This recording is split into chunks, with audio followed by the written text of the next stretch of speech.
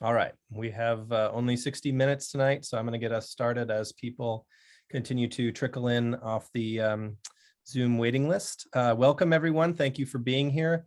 I'm Noah Cohan, the Assistant and Interim Director of American Culture Studies at Washington University in St. Louis. We're very excited for tonight's discussion about the film, The Neutral Ground, with CJ Hunt and Sue Mobley. All of that will be coming up shortly. Before we get to that, however, I want to quickly promote our next Americanist Dinner Forum, which is coming up after WashU's spring break at the end of March. And if I can share my screen briefly and show the right window, here it is. It's the Americanist Dinner Forum on Equity and Inclusion Beyond the Multicultural Academy.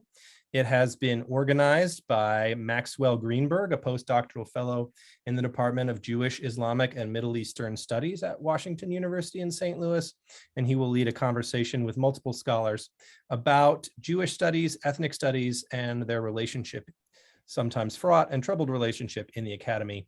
It should be a wonderful event, and we hope you all will join us. That event is on Zoom, and you can register on our website to be a part of that one. Again, it's on March 29th. All right, let's get to the proceedings. I want to hand things over to Rebecca Dudley to moderate tonight's conversation. But first, I want to thank Rebecca for being the prime mover behind tonight's event. She saw this film, got excited about it, and did what we hope that all of our Harvey Fellows will do. Brought it up to us and said, this seems really cool. We should screen this for our community and have an event around it. And she has taken the ball and run with it. Sorry for the sports metaphor, and has done a fantastic job. So thank you so much, Rebecca, for organizing tonight's event. And I will hand it over to you. Thank you so much. That's really sweet. And it's been my pleasure to get to know everybody on this call. So thank you, Noah, and thank you, Jeff, who is from the Memory for the Future Lab. This event really wouldn't be possible without that partnership. I'm going to say a couple of things to kind of kick us off, do some intros, watch a little clip, and then I've got some questions, but I certainly don't want to keep the conversation too tight because we were already having some conversation before we even officially started. So, but just to get us going, we'd also like to thank our many co-sponsors from across the university for their support. We've got the African and African American Studies Department, the Anthropology Department, the Center for the Study of Race, Ethnicity, and Equity, or CRE2, the History and Sociology Departments, the School of Architecture, the Sam Fox School of Design and Visual Arts, and the Brown School. And I also would really like to thank Courtney Staton and Terry Bear for their help in putting this event together and for getting the word out. Super vital ladies for this project. And hello again to everyone who has joined. Welcome to tonight's Americanist Dinner Forum, featuring a conversation about the neutral ground. My name is Rebecca Dudley. I'm a PhD candidate in sociocultural anthropology, and I focus on legacies of the plantation and industrial farming. So I have a focus on historical anthropology, and I'm also a Harvey Fellow in American Culture Studies. And I'm so honored to introduce our guests. So first, we have filmmaker and comedian CJ Hunt. CJ Hunt. Hello. Hello. Things about you. So CJ Hunt lives in New York City. He has worked as a field producer for The Daily Show with Trevor Noah and BET's The Rundown with Robin Thede. And he also directed The Neutral Ground. Hopefully many of you have already watched this movie through our recently purchased institutional license. But if you have not, please, and you do not know how to, you should be able to. So please reach out to me and I'll make sure you get a link. And for those who have not yet watched Neutral Ground, it is a documentary about Confederate monuments, Confederate memory, and breaking up with the Confederacy.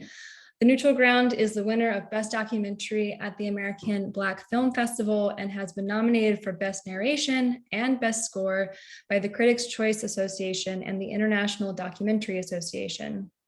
CJ graduated from Brown University's Africana Studies Department and is currently a fellow with the Firelight Media and New America and is a regular host of The Moth, which I love. Before shifting to comedy full-time, he spent 9 years living in New Orleans, where in 2015, he began filming what he thought would be a quick and easy Confederate monument removal. It turned out to be a many years long project that resulted in this wonderful film. So we'll watch a clip in a second. But before that, I wanted to introduce Sue Mobley. Hi, Sue. She is a New Orleans-based urbanist, organizer, and advocate. She is director of research at the Monument Lab in Philadelphia. Sue was most recently a visiting scholar at the Center for Art and Space at the Stuart Weitzman School of Design at the University of Pennsylvania, as well as a member of the New Orleans City Planning Commission. Sue was co-director of Paper Monuments, a public art and public history project that invited residents to imagine new monuments for New Orleans. She served as the inaugural visiting fellow for arts and culture at the American Planning Association and formerly as the public programs manager at the Small Center for Collaborative Design at the Tulane School of Architecture. So joining Sue and CJ is our very own Jeff Ward, professor of African and African American Studies. Jeff and I met in a class last spring about St. Louis memory work, a lot of memory stuff going on there. He co-leads the Memory for the Future Lab and is a director of WashU's University Studying Slavery chapter. Memory for the Future is a year-long studio lab opening this fall in the Lewis Collaborative in St. Louis. And it combines the study of representations of the interlinked histories and legacies of colonialism, slavery, and genocide with the development of curatorial skills and public educational projects. So Sue, Jeff, and CJ are going to help us explore the role that monuments play today, new ways of thinking about making and changing monuments and doing memorialization, and how our collective memory is changing as it grapples with America's enslaved past. So before doing that, I just want to play a short clip of the film, if I can figure out how to share my screen. And this clip picks up right after CJ is in conversation with his dad, and they're having a very funny, although very sardonic and pretty brutal conversation about white supremacist violence, which he describes as breakfast table talk in the film. So, okay, let me get this going. I can't multitask and talk. Okay. We good? Okay.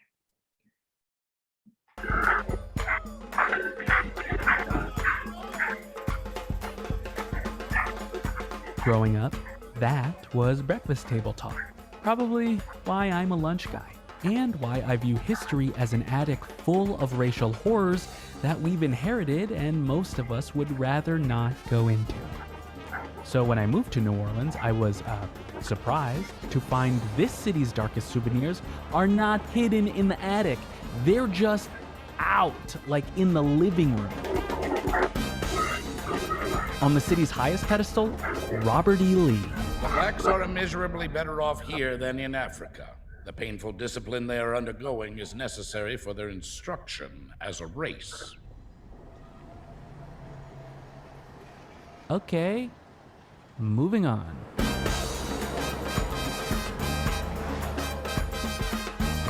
Waving good morning to all the joggers, the president of the Confederacy, Jefferson Davis. African slavery, as it exists in the United States, is a moral, a social, and a political blessing.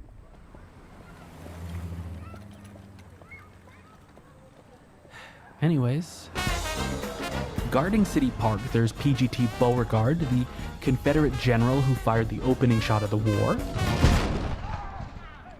And then there's this monument, dedicated to the White League, which is exactly what it sounds like. A white supremacist militia with a dream to one day Teach the blacks to beware of further insolence and aggression.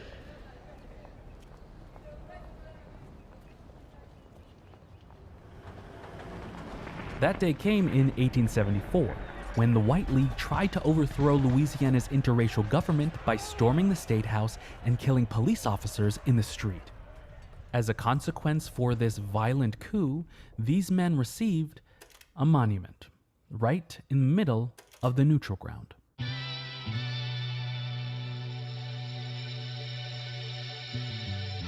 In New Orleans, the neutral ground's just the name for that grassy median between two streets. It's where neighbors meet up to barbecue and get drunk, and on occasion catch cheap necklaces hurled at them by strangers in masks.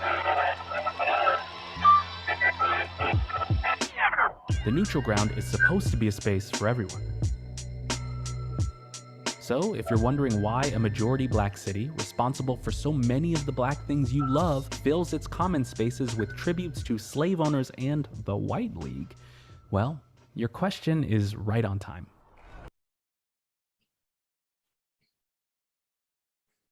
I hope y'all could hear that. I couldn't see any like waving or anything.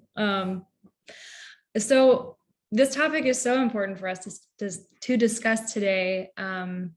Some of the themes that I think strike me are the materiality of history, the depth of histories and legacies of white supremacism, the myth making that's wound up in our history, and also how the history of these myths gets made. The works of CJ and Sue help us take stock of these monuments. They help us to seize the opportunity that these monuments provide us to discuss and unpack and counter anti-Black racism. And they give us different ways to explore these issues. For instance, in community source memory work, which Sue, I hope will talk to us more about, and also in using humor and performing hopeful historical reenactment, some of which is seen in the neutral ground, as examples of different ways of doing memory work. So the first half or so, maybe 30 to 40 minutes of our discussion, we'll just stick to the panelists. Got some questions queued up, and then we'll switch to questions from the audience. So write those down, put them in the chat. I think you can do that. I will keep tabs on the chat, and yeah, we can go ahead and roll with it. So I don't know, Jeff or CJ, Sue, if you want to keep talking about what we had started with before. I also have, many things I would like to ask. So how would y'all want to talk about it? Should we just like go around, or? I recommend you kick us off with a question. Okay. Okay, well, to start, I want to just sort of talk about each of your specific works with monuments and memory work, sort of loosely to get at the relationship between materials that are used in making memory work, making memorials, and the narratives that they produce. So Sue, I was hoping you could explain a little bit more about your work with the Monument Lab, and maybe in particular, the Paper Monuments Project in New Orleans, like what that was and how it unfolded, and maybe some about that, maybe that relationship between materiality and narrative. And then there's a sort of reciprocal on CJ's side about the 1811 German Coast Uprising and how it's depicted in the film two different ways, both at the Whitney Plantation Museum as a really poignant and disturbing sculpture of severed heads, which we talk about what that signifies, and then also as this performance art in the rebellion reenactment. So how do you both think about how memorials should go about striking that balance between violence, showing that violence versus the power to resist to it, but then also kind of more broadly that relationship between materiality and narrative is sort of like the first broad sort of question area. Okay, it's a really broad question area. Let's see. So I'm going to wear a couple different, maybe 5 different hats at various points in tonight's conversation, I'm pretty sure. And I'll start with like introing the main hat. So I'm director of research at Monument Lab, which is a public art and history studio, Philly-based. We work with scholars and artists and institutions and municipalities to imagine prototype monuments, to investigate how history is told in public, and to engage deeply with community in defining what wants to be in public space. And before I worked with Monument Lab, I worked with Monument Lab as a co-conspirator, as co-director of Paper Monuments, which had Monument Lab as its big sibling project. So basically the folks that got to make all the mistakes first, so we got to make different mistakes when we did ours. And in both of those roles, I do a lot of thinking about permanence and the idea of monuments as permanent or historical structures often get conflated. And in both of those roles, I do a lot of making things that aren't permanent, which is an interesting space to be in. You know, when we think about monuments, there's no good definition of what a monument is. But it's a thing like pornography where everybody knows it when they see it. We did a national monument audit last year, and I can tell you offhand that a third of the monuments in this country have violence as a central theme. War and conquest are the largest component of what we put in public space and what we put up on a pedestal. And I can tell you that because we can count those. They mention the words. What I sort of can't tell you is exactly how many monuments there are, because what a monument isn't well defined. So the heads on a stake are a type of monument. They were a type of monument when they were real heads on real stakes too. And the reenactment of the German Coast Uprising is a monument in action and creates a new generation of memory and of participation that carries narrative forward and meaning with it. And those are as monumental and in many senses as permanent as anything that's made out of marble or brass and put up on a pedestal. With that, I'm kicking it to CJ.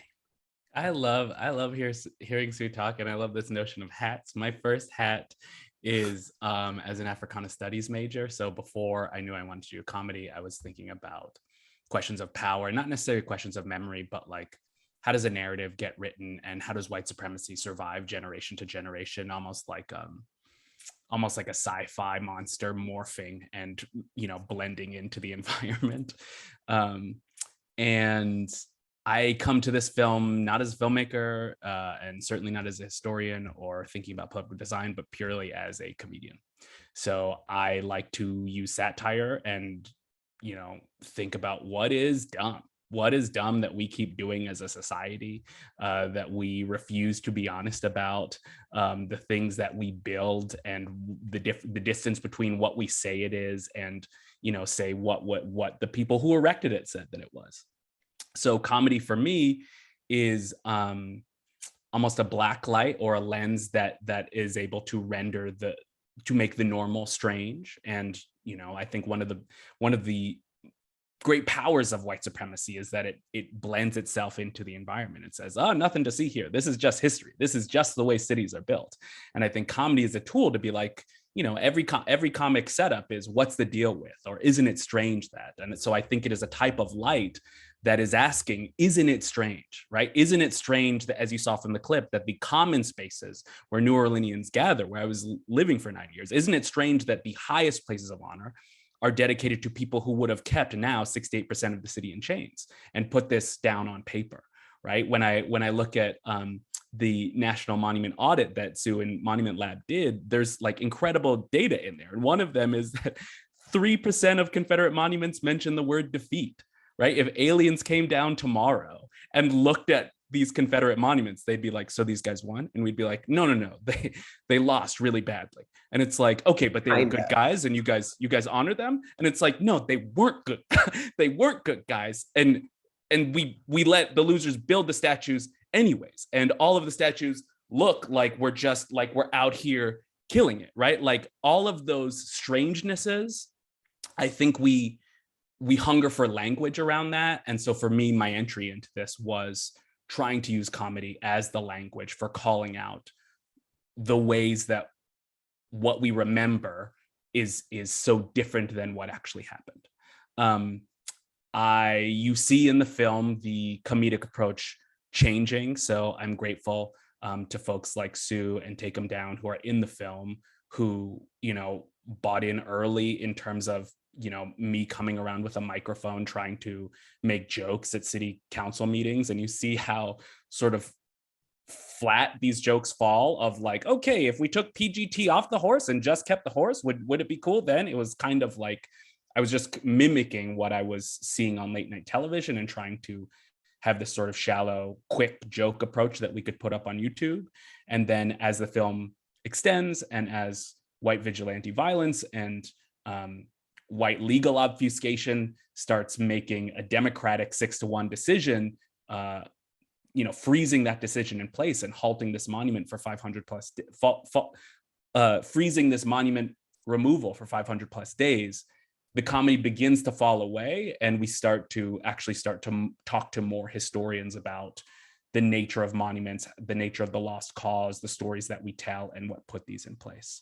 So that is mainly how I talk and think, even now that I have more content knowledge about monument dedications and the documents of, secession documents that the Confederacy was based on.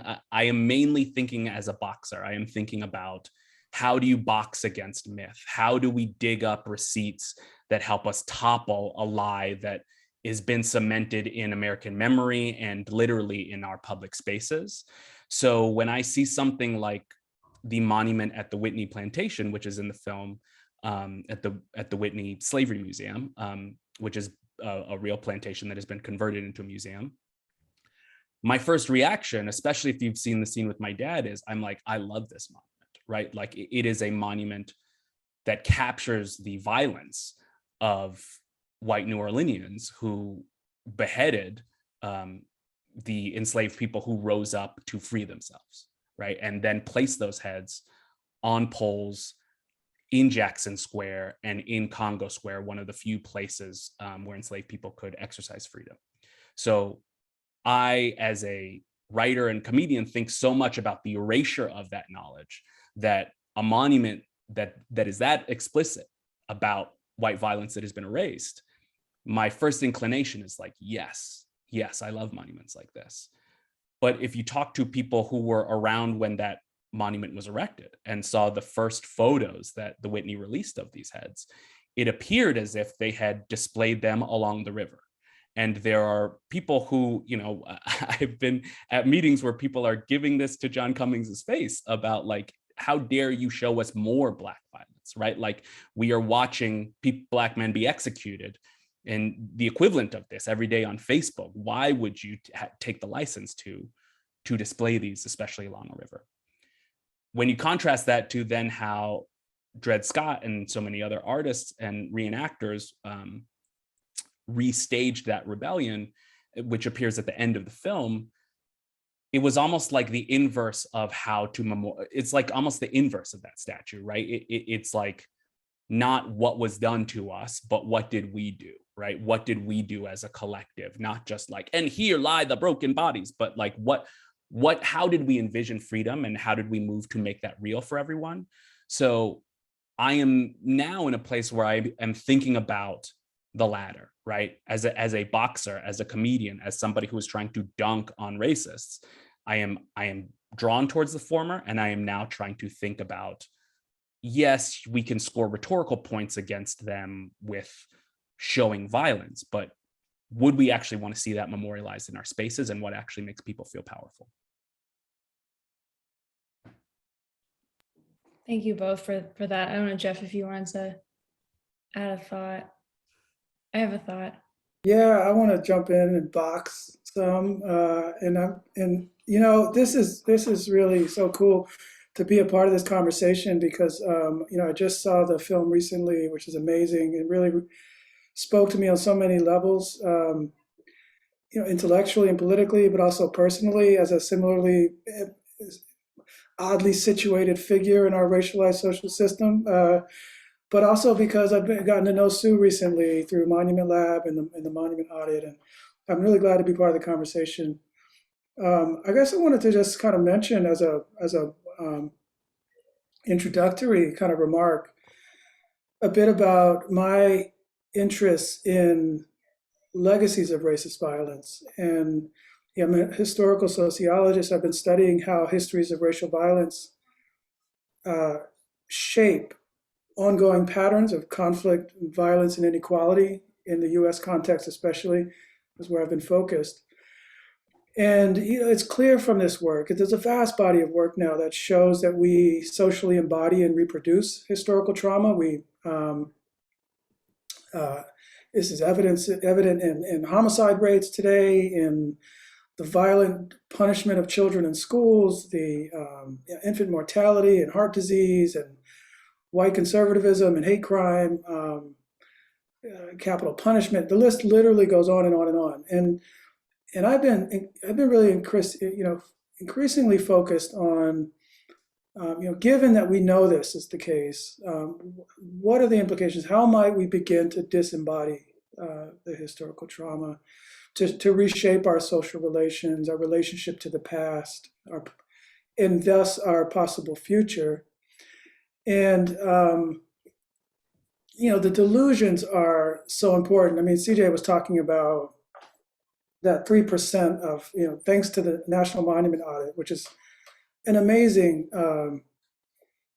contribution to our political culture, the audit of our commemorative landscape. There will always be limitations, but notwithstanding those, it's an amazing archive that we can use to make sense of the stories we're telling. And this delusion, reminds me of Charles Mills, the Black political philosopher, wrote this amazing book, The Racial Contract, where he talks about the epistemological dimension of white supremacy, which is, in short, an agreement among whites to routinely misinterpret the world, which is required. He said, Say it again. Say it again. Louder for the people in the back. Routinely misinterpret the world, which he writes is psychically required to rationalize the contradictions of empire, of settler colonialism, of apartheid, of neoliberalism. And they're just incredible. They're so incredible that even though we're used to them, they still surprise us all the time. Like this, and they're confusing to people too. What CJ was talking about, the Martians, for some reason it reminded me of I was fortunate to spend a semester abroad when I was an undergraduate student in Japan, and we watched Eyes on the Prize in this small town in Japan. We watched the Civil Rights Movement series, documentary series, Eyes on the Prize.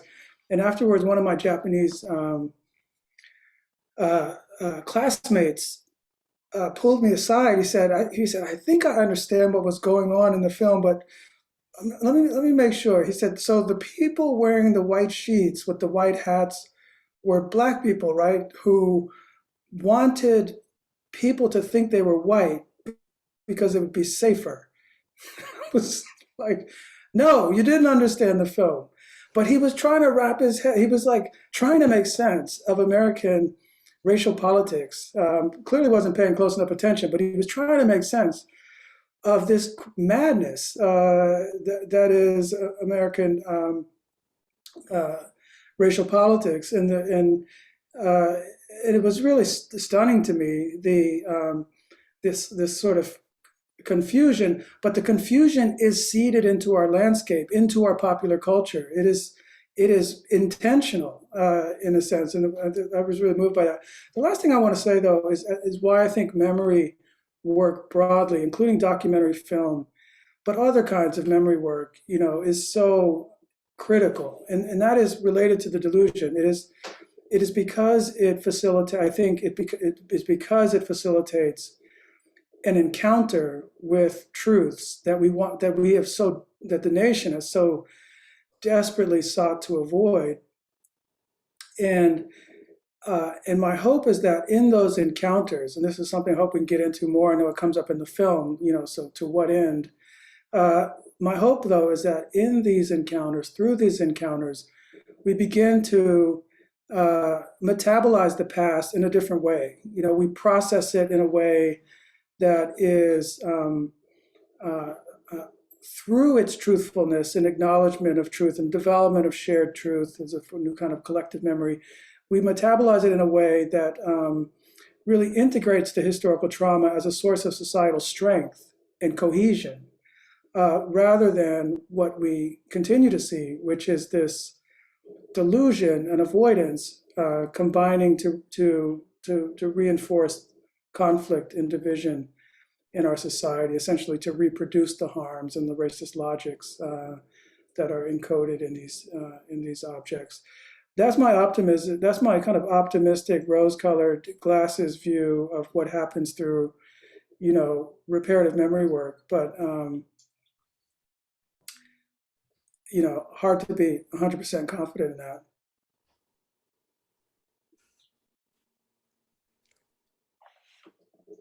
And there's something about this that is so hopeful. And I had a question about hope, about this conversation that CJ you have with your dad in the film, which are some of, I think, the most just lovely scenes. I love my family. I'm close to my family. I think family is like such an important and interesting like place to pick apart so much of this stuff. Also being like, my position in this social mess, like being a white person from Virginia, there's a lot to talk about. And I really love these conversations that you have with your dad. And there's one where you're talking about the anger that you have, how you realize that you're an angry person and in doing this work, and you express something that to me just rings of such hope, that you say that you keep coming back to this idea that you can change the mind of bigots. And your dad laughs and compares bigotry to alcoholism, and explains that America is so blind to its own bigotry, is in such deep denial about it, that it can't see its own racism, to be able to admit the problem, to be able to then solve the problem.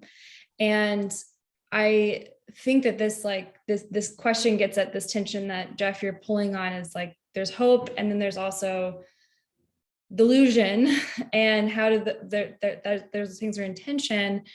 And I guess I'm curious about how you think of the role of hope, and also how you each, this is a question for you, TJ, but for Sue and for Jeff also, how do you think about hope in the role of public memory, and how do you see our contemporary sort of public memory, specifically around the legacy of slavery, changing or not changing?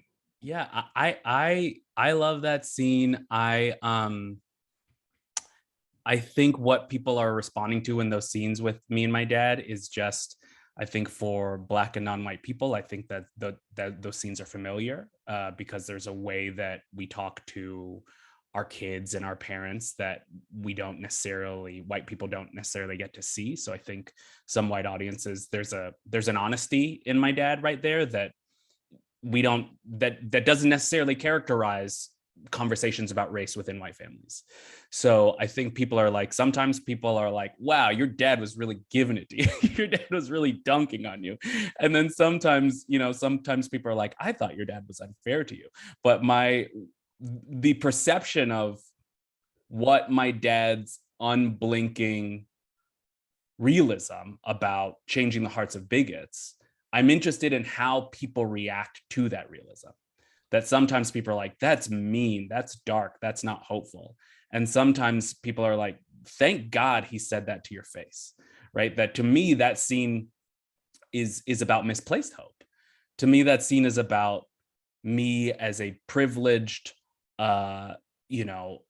sometimes racially ambiguous young millennial with a certain idea of what racial change looks like. And my dad smacking that down and being like, if hearts and minds would have worked, Frederick Douglass would have gotten it done, right? Like he laughs in my face and says, what makes you believe, I believe the word he uses is delusion. What makes you believe in that delusion? So that is a thing that I want audiences to sit with, right? Like when Thomas Taylor, the neo-Confederate, and one of the neo-Confederates in the film, refuses to go to Whitney Plantation. I had someone who saw the rough cut say, I was so disappointed. I was so disappointed that, he says out loud, you've come all this way to see things from our perspective. What could we possibly do? Go to the Jazz Fest? Side note, it's not the Jazz Fest, but he's like, what could we possibly do to see things from your perspective? And I say, we should go to the Whitney Slavery Museum, and he refuses. And this person who saw the rough cut was like, I was so disappointed that he didn't go. And then I asked myself, why did I think that that's the way the movie would go? And why do I think that that's what hope and change looks like, that you would take a bigot to a museum with you? So that's how I want people thinking about that scene of, I want them feeling the tragedy of me having spent 4 years or 70 minutes by that time thinking in this hearts and minds approach. And I want people thinking about, if we only have so many mental coins to spend, what else could you spend those coins on if you don't have to spend them on convincing a white supremacist that white supremacy is bad? And I feel that when I'm in audiences, and it's mostly, more liberal white audiences, they want a particular conception of hope. They want the movie to feel like Green Book. They don't want the movie to be like CJ's getting laughed at because he was wasting his time talking to people who would never change their minds. And now we're all wondering, why do we spend so much time talking to those people instead of thinking about new symbols, how to protect people from racial violence? But the thing that you're doing is what change actually looks like. This is something like when we started the process to rename the Confederate streets, however long ago that was in New Orleans, we were in the process of writing the ordinance. One of the things I said to the 2 council members that wanted to do this was like, we're not going to get the 5% of people who were out here suing to keep the monuments up. We're not going to get them to change their minds. We're not moving them, but they're also not our audience. You know who else is in our audience? The 5% of people who are like, I want all the things down. We're not getting them either. But in between, those are people that can move. And like the alcoholic analogy is really good. Like, no, we're not going to, get the alcoholic to stop drinking in one shot, but people drink less than they used to. Folks aren't out having 3 martini lunches, and nobody's giving the baby an ale at the corner tavern.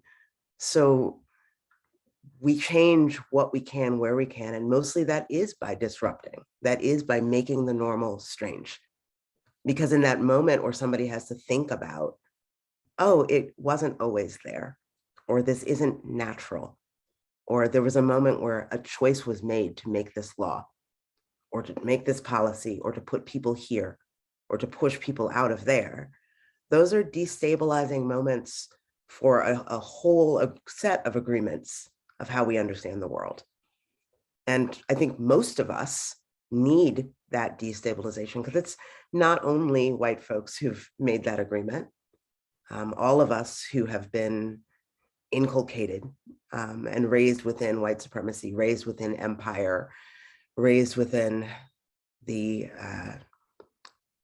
expansion of public education and its corruption in Reconstruction to Redemption to the modern era, have been raised with those agreements, whether we wanted them or not. If we're very lucky, we have great parents who remind us of those agreements shouldn't have been there to begin with. Yeah, I thought that one of the conversations with your father, the one you were just talking about, with where he talked about that being naive. I recall him also saying that there's a possibility of opening consciousness, of kind of, I think related to what you're saying, Sue, that you can destabilize the delusion, and get people to ask different questions maybe than they've been asking, or see the absurdity of the positions they've been invested in. I mean, I'm thinking back right now of that young white guy who's, about to get attacked in Charlottesville. I mean, that's an incredible scene where, he's like, I just thought it'd be cool. And he's, his heart is about to jump out of his chest.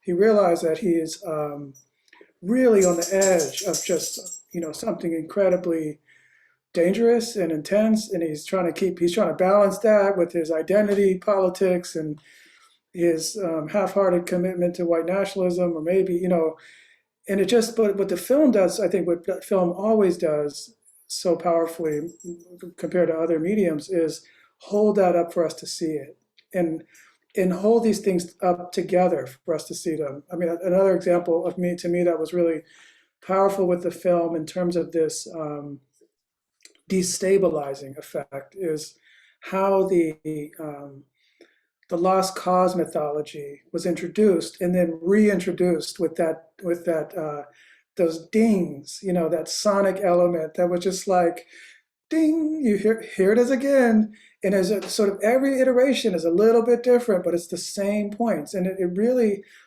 it more powerfully than if someone were to write about this or put up a PowerPoint slide or something, like, it really helps you see that the truth. And and I think in terms of the question of hope, I think it's the case. I mean, we obviously have to acknowledge that these are always contested. Every movement is contested in multiple directions. So but I think again, with my more optimistic reading of our present ordeal, I would say that one of the reasons we're seeing all this intense backlash, this digging into ridiculous positions, and this effort to ban critical race thought and so forth, is because the national narrative is shifting and people are threatened. The 1619 Project, other projects have succeeded in destabilizing a national narrative that erased those histories and their place in our story.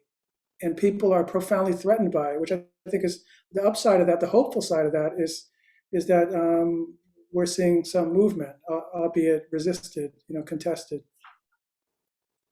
I love this. I believe the phrase you used was destabilizing the delusion. Is that the phrase that you used, Sue?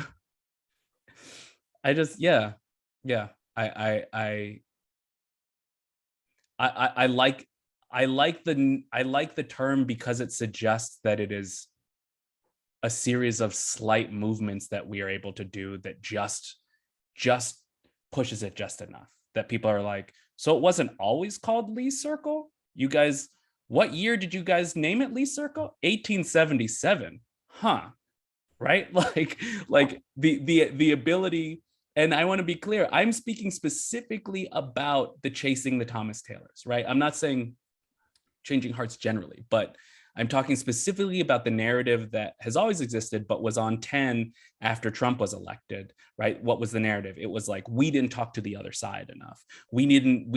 There are whole news shows that had people going into the living rooms and sitting down with Trump voters and being like, now let's talk about your economic anxiety and how that's not racism, right? Like there is a belief, I think a mainstream belief, that we are not talking enough to the other side and that we need to talk to radicalized people to make them believe that we're human. And what I like about Sue's term is so many diners.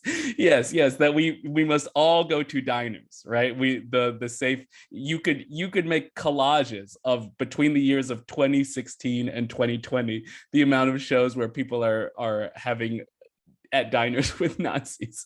But I think that the model of change that Sue's talking about isn't for the most extreme, but is about how do we shift and how do we cast a black light and how do we destabilize the lie enough that everyone else walking by it will go, huh? And I just like that approach because it feels more incremental, it feels more imaginative, and doesn't quite frankly, doesn't center whiteness, right? That like when Nicole Hannah-Jones is writing 1619, she's not writing to convince, white apologists who are like, this country is the best. She's writing to students, right? She's writing specifically, if you look at the authorial voice, she's writing to people of color and students of color. She's like, we were the founders of this country, our history. And I think there's something to the voice of that is closer to what Sue is talking about than what I begin to do in what I attempt to do at the beginning of the film. And my dad, essentially calls that as a fool's errand by the end. What I like about the disruptive approach is that you're right, it's a series of shifts, it's a series of hits. And because they're small, or they can be small, and they can come from many directions. They can also come from many positionalities and many people. And that's where you start to get sort of seismic change out of small hits. So like when we were doing Paper Monuments, which was super fun, the ask that we made of our scholars and artists was to tell stories that were missing from New Orleans mainstream narrative. And I literally went to like 60 anti-exceptionalist scholars of New Orleans and was like, tell me the story you want to hear. And we're going to make a thing. And all the stories were really different, but they were all missing. And by the time there are 40 of them on a block illustrated, by the time they're being handed out and talked about and become new points of reference for people, that opens up a different set of conversations. And to be able to do that at the same time that like Tripod is reporting on 300 years of history and doing that as a radio program, and at the same time that Purchase Lives is at the Historic New Orleans collection talking about the history of the domestic slave trade, and there are efforts to put up signs and there are special reports, like you end up with something that's people look up a few years later and are like, it's the upstairs lounge is a point of reference for people now. Joseph Guillaume and the streetcar protests that integrated the streetcars after the Civil War are a point of reference. He has a street named after him now. That wasn't a story 5 years ago that anyone was telling. That when we talk about school integration now, not only are we talking about the 3 little girls besides Ruby Bridges, but I am seeing people say the second attempt at school integration. And so the memory of 1868 and 1867 and 1870 is now back in our way of understanding our place. And it wasn't like a main effort, it was a lot of efforts, a lot of hits at that shared story that changed it and that continue to change it. Because once people know to look for more, they look for more. And once people hear each other's stories, they care about them. I'm running a project right now that is 10 field sites across the country, 10 public art, public history projects that are rooted in a community or a region. I had the great fortune to be able to gather the team members from each of those projects in October in Philadelphia so that they could hear about each other's project. And they represent a wide range of the racial and ethnic and class history of this country, and their projects are crazy different from each other in form and in the stories that they're telling, but they're all rooted in pain and loss and love and the building of ties with each other against that pain and loss.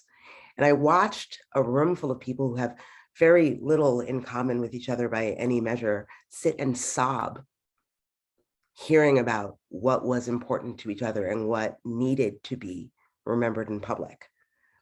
That's what we can do when we hold space to see each other and hear each other.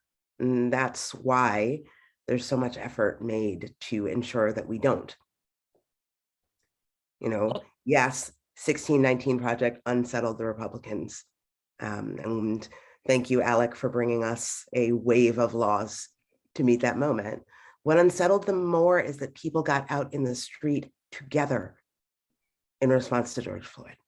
They were not counting on white grandmas walking out to defend Antifa in Portland, but it happened.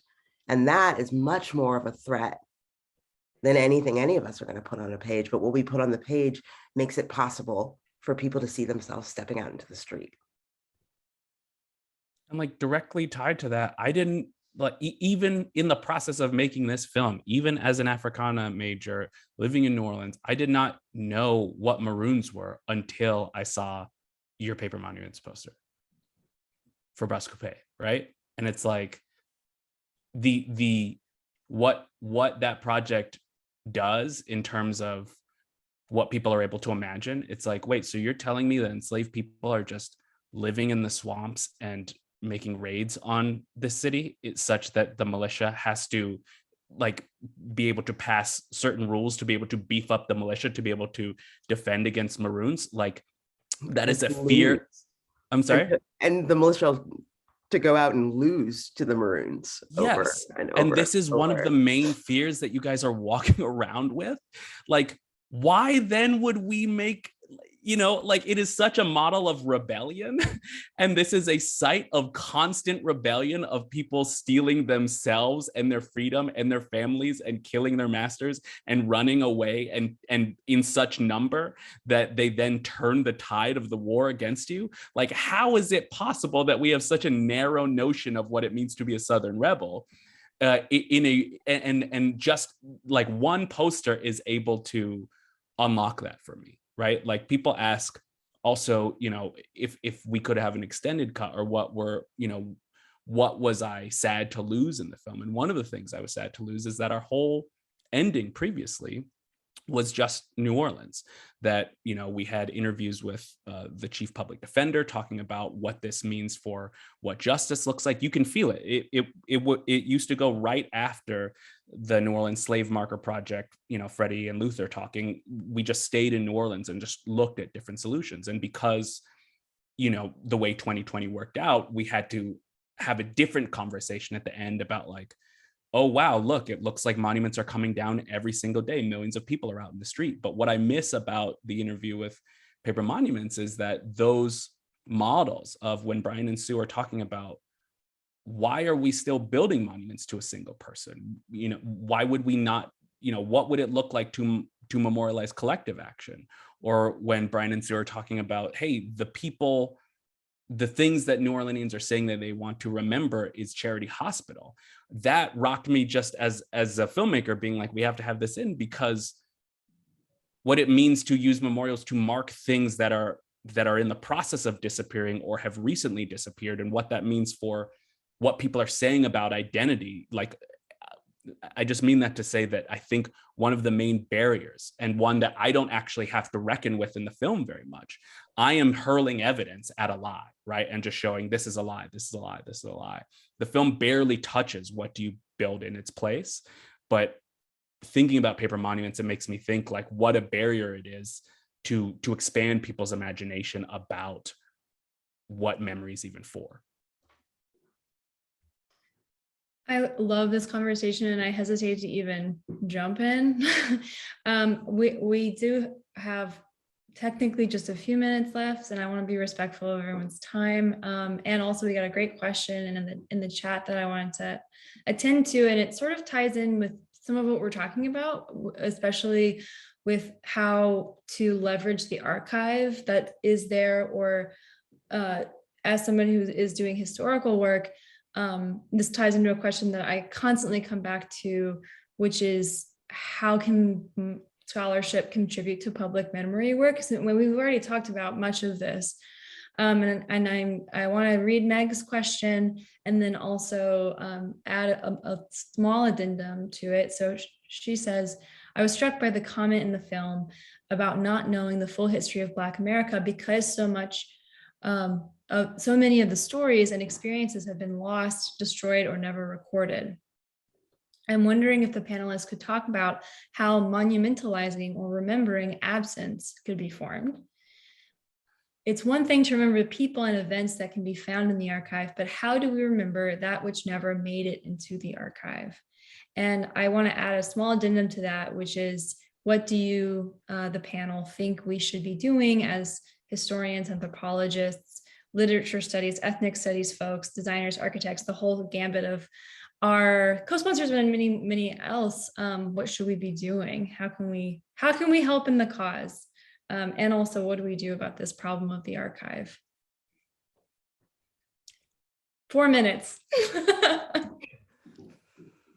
I'll just say something about the archive, which is that though there are these silences in the archive that are important to grapple with, and there are scholars and others who are doing that in creative ways, like Sadia Hartman.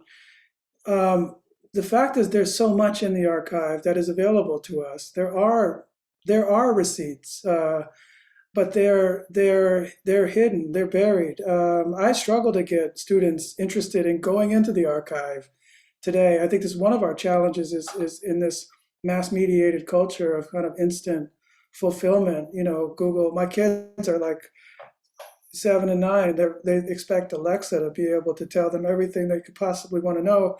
So but there is a rich archive, and we should keep building it. And recovering, preserving that which we are at risk of losing every day. But it's but the previous conversation was a great example of this. I thought the history of the Maroons and of Charity Hospital, of various collective actions are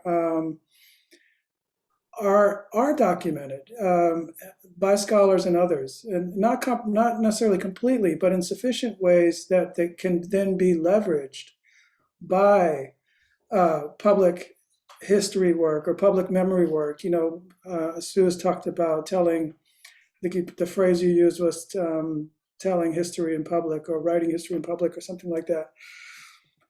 I think one of the things that's powerful with these creative approaches is that it's taking this history out of the the dusty books and letters and so forth that exist in the archive, and making them accessible and compelling for a broad public, making them literally, this is what I'm talking about with the encounter, something you literally encounter. I mean, this is, to me, the brilliance of paper monuments and this work with paper. And what Monument Lab has done similarly with the newsprint, making these things discoverable by creating them in medium, by interpreting them, translating them in mediums that people will encounter in the 21st century. So I think there's so much we can do. It's been demonstrated by these projects with the archives we have. And taking a census of all the monuments as building an archive, As building an archive, I think I definitely want to echo there is so much that we have, and so much that we can read across the grain and tell across the grain from what we have. I think it's also important when we're dealing with archives to talk about how silence and absence are created, and to name names about those acts of creation and those acts of erasure. Mostly, I think it's important to think about where and how we're telling stories. And that's where I think my advice sort of across fields comes in, is work with each other, and work with the skills that you have to not just do the work within your field.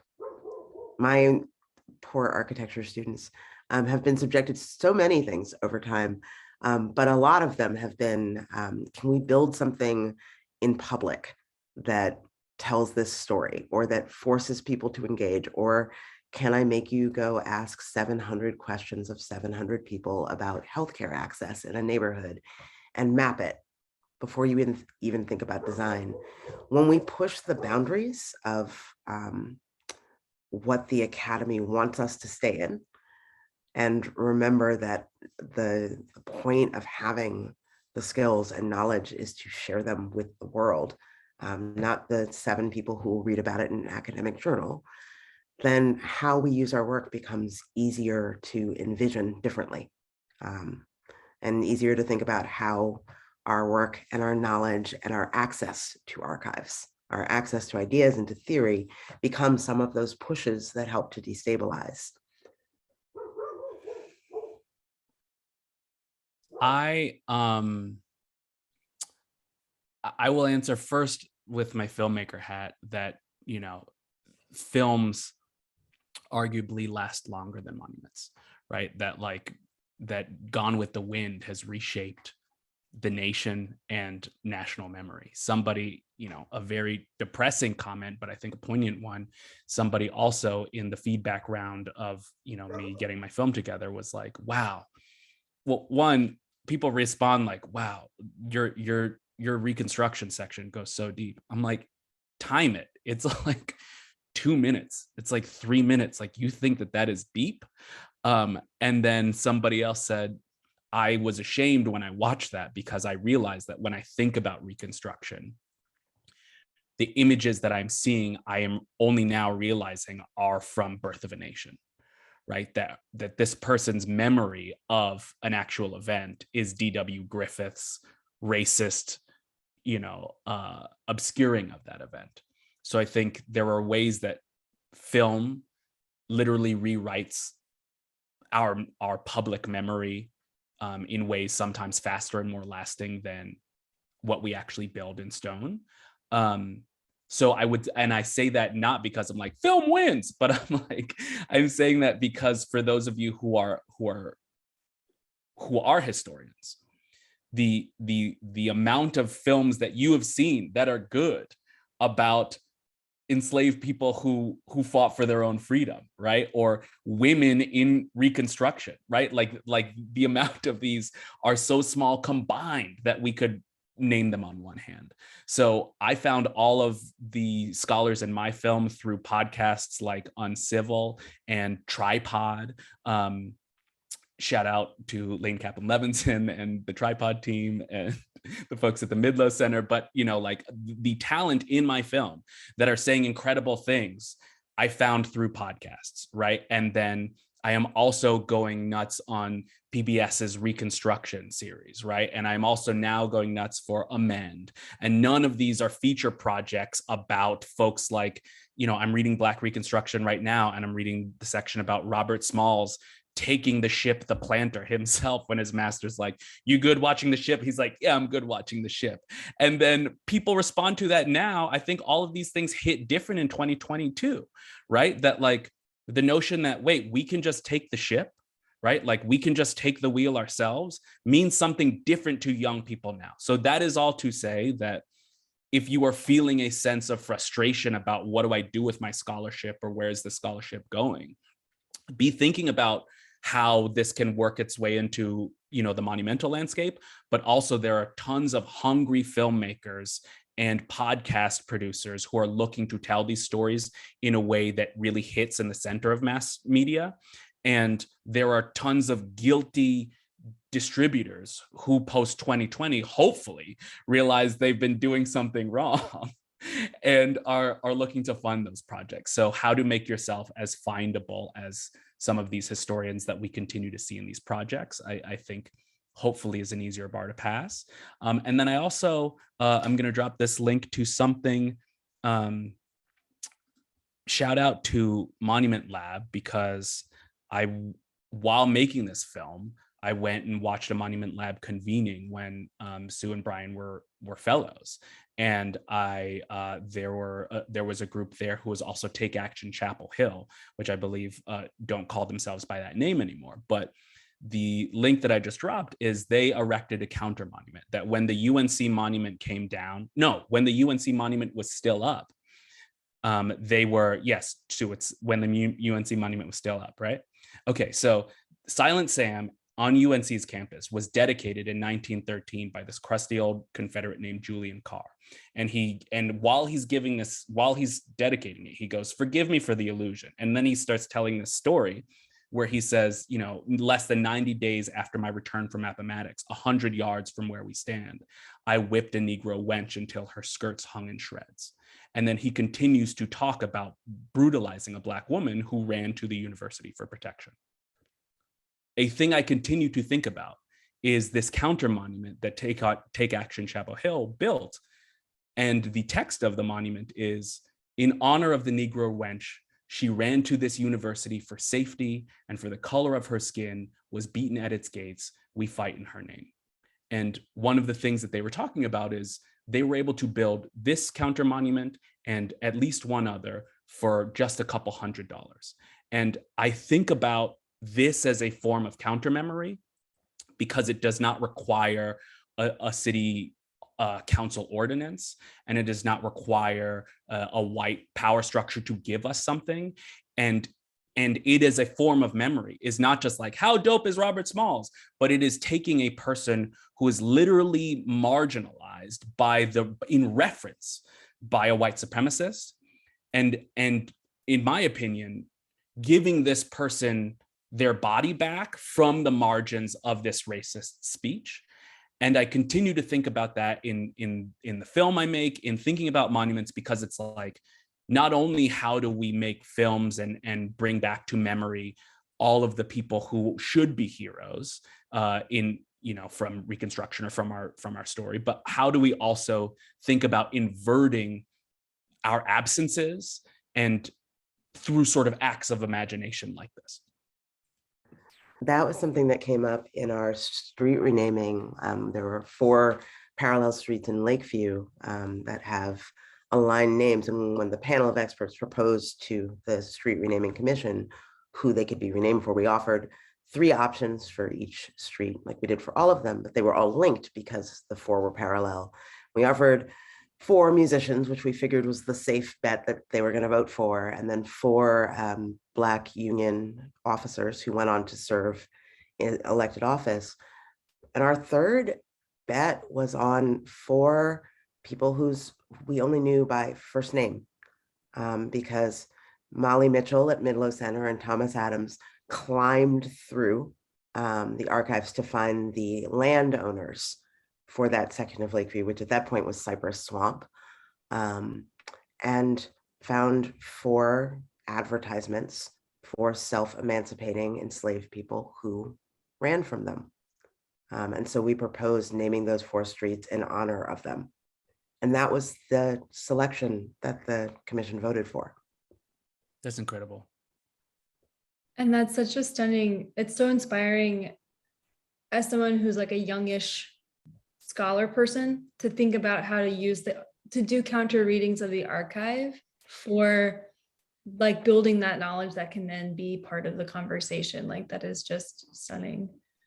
Thank you so much, Sue, for sharing that, and for both of you for being here. And I want to just say that, we had a bit of a shorter time tonight, and I'm here until I live here. This is my office, so I'm just here. So I'll stay on the line, but I just wanted to officially say thank you so much. And if anybody had any other questions, Andrea Murray asked, I think sarcastically also, hey Andrea, what's up? Speaking of destabilizing the line, any predictions about when DC's Washington and Jefferson memorials come down in 2040? Never, thanks. Who knows? In 2020, we were watching Columbus getting beheaded in Boston and thrown in a lake in Richmond I was there. I am on tape with Christy Coleman. It never makes the final, but saying Monument Avenue is never going to come down. Is it like feeling like if all the monuments in America, if all the Confederate monuments in America come down, surely Lee on Monument Avenue, built in 1890, the first, giant one that people give credit to, even though it was New Orleans, right? I'm like, that is the one that will stay. And the fact that it is gone, I think I wouldn't bet on the year 2040, but I am also made to feel like, who knows? Absolutely, yeah. Monument Ave is about an hour from my hometown, so I seeing it transformed in the last 3 years has been astounding and very exciting. So, Jeff, did you have any want to say any final words? I'm holding on to this conversation so tightly, so. I did want to ask a question, but I don't know, I hate to, it's like that party, those parties in grad school, it was like no announced end time, and this is not quite that kind of party, but I did want to ask, CJ, we were talking about this before we started. I'm here for it. And, one of the things that I think is really challenging for this nation and the world is how to engage more inclusively in collective memory and not kind of reify the competitive memory agenda, which, and so we in Memory for the Future, we latch onto this concept of multi-directional memory that Michael Rothberg writes about. He has a book by that title, and he's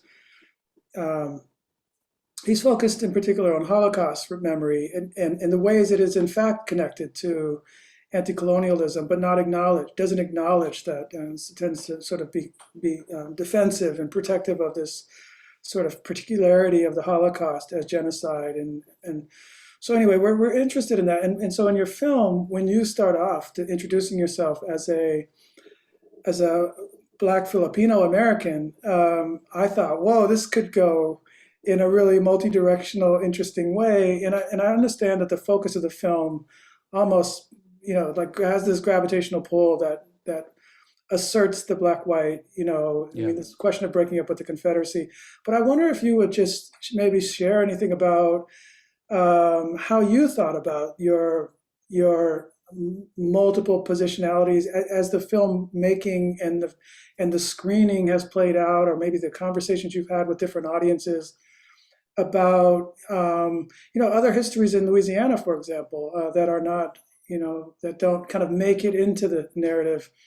I think it would be interesting to hear more about that. Yeah, I mean, the most honest answer is the film lives like deeply within the black-white binary, and most of the conversation has lived there as well. And I think part of that is because, honestly, with my own identity, because my Filipino mother died when I was 6, that my multiracialness is not about 2 feet firmly planted in 2 different cultures, but is more about an ambiguity, as I have experienced it, an ambiguity that has made me not feel Black enough or appear Black enough. So the film is dealing with that, almost as with that hybridity, almost as negative space, right? Almost as like CJ is dealing with a not enoughness that is driving him, making him drive long distances and talk to different people and, find his way through history and get dunked on by his dad. But you bet that Filipino folks who are watching this always ask me the question of, are you going to do now a film about being Filipino, or what is that work as you are thinking about that? So yeah, that's like absolutely something that I'm thinking about, and I'm thinking specifically about how to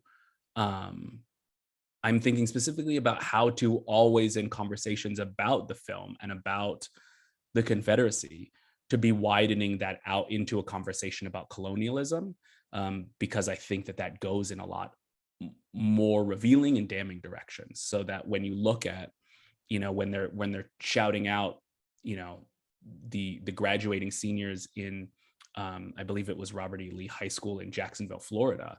No, it was Lee High School, are able to rename their school and 6 Confederate named schools in Jacksonville. That's something that we celebrate. But the schools that kept their names are the names after colonizers. So I think even within this convo, that like who are the bad men of history, we are just barely approaching consensus that there shouldn't be Confederate statues.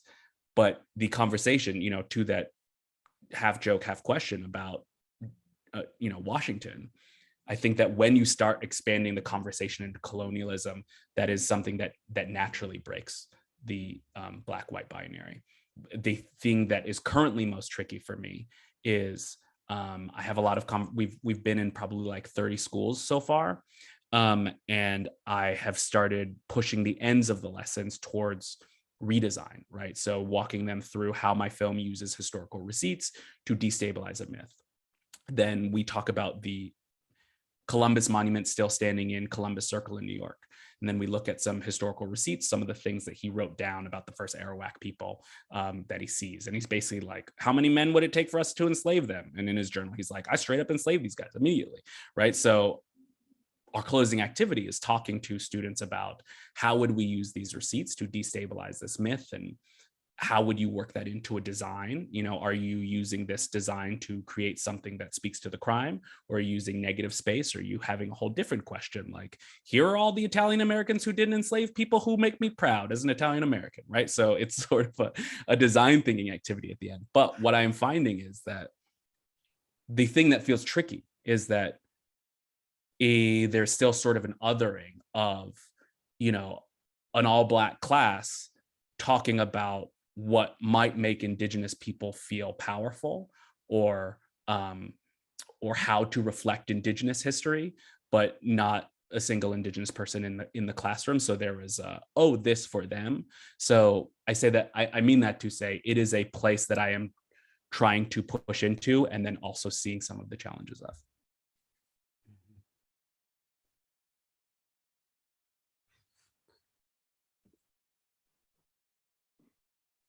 Thanks so much. I think with that, we should probably draw our lovely conversation to a close. This has been so enriching. Thank you both again so much for your time and your insights and your work. It's so important. I'm looking forward to our paths hopefully crossing in the future in New Orleans, in New York, wherever, in St. Louis. And yeah, be well, peace. Thank you so much for having us. Thank you so much for having us. Yeah, this was wonderful. Fun.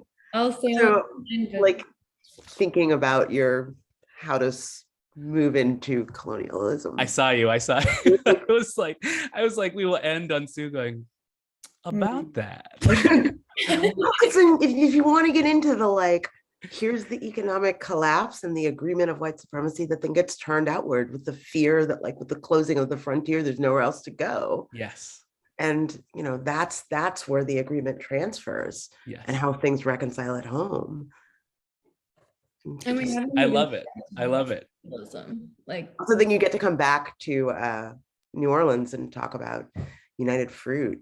Absolutely. And because then that becomes a conversation about America, even as we talk about the Confederacy. It's like the bad boys, this sectioned off thing within America, but being like, no, we're talking about the American project. Maybe you could come to St. Louis instead and do a film on the Louisiana Purchase Exposition, the World's Fair, as colonial escapade extravaganza. I think this is so important. I mean, I was really, thank you for your answer to that question, because I think this, the idea of multidirectional memory is that it moves us towards long distance solidarities, solidarities across differences, rather than trying to flatten those out and say we're all just the same, acknowledging difference, but also the things we share, and the common cause we can find in things like decolonizing and humane immigration policies and ending mass incarceration and so forth. So more films, please. Yes. And monuments, yes. Of all sorts. I will push it back out as an invitation. I'm trying to think about what is my story to tell, and I am gladly a resource for any filmmakers in either of those two cities who want to tell stories about those cities. I would gladly talk to you about how to get your film funded and how to think through your story and all of those things. So an invitation to any filmmakers watching. Cool. Thank you guys so much. This was so sweet. Look at us. We're just lingering at the party. Yeah, cool. Cool. I'm going to the door. I'm going to get my coat. I'm getting my coat. Okay. We're like All right. 2 minutes from my kid coming in. Yeah. Talk about Bruno. That's my. Oh, we don't talk about Bruno.